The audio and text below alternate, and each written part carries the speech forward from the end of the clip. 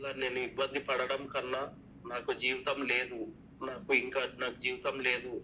భూమి మొత్తము నాకు ఎకరన్నర భూమి దాకా, ఎకరన్నర 2 ఎకరాల భూమి దాకా అమ్ముకున్నా నేను.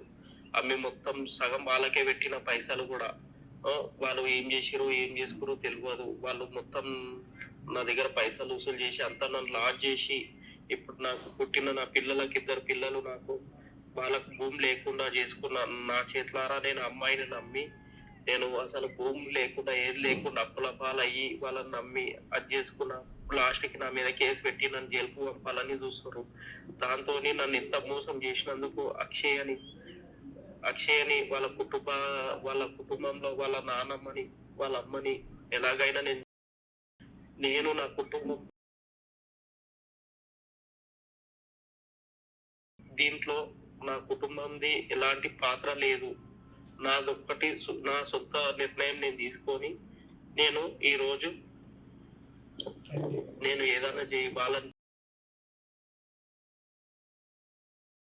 దయచేసి ఈ నాకు ఇంత వరకు రావడానికి కారణం వాళ్ళ కుటుంబం మరియు వాళ్ళ వాళ్ళ మామ రాజు, సీను, సంగీత, వాళ్ళ పెద్దనాన్న కొడుకు నరే అనే అబ్బాయి.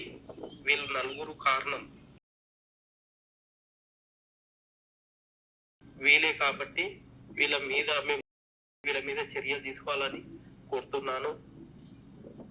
ఇంకోటి, అలా నేను నా కుటుంబం నాకు భూమి గుట్ట లేదు కాబట్టి ఎలాంటి నా తల్లిదండ్రులకు ఉన్న భూమిలో పెట్టొద్దని నన్ను మా కుటుంబం అందరు నలుగురిని అనాథల లాగా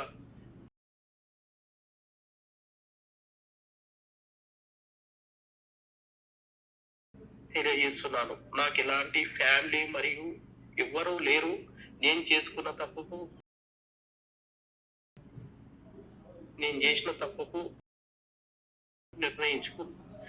కానీ నన్ను ఇంతవరకు అన్యాయం చేసినందుకు నేను జీర్ణించుకోలేకపోతున్నా కాబట్టి వాళ్ళని ఎలాగైనా నిర్ణయించుకున్నా. ఇలా నేను ఇబ్బంది పడడం కన్నా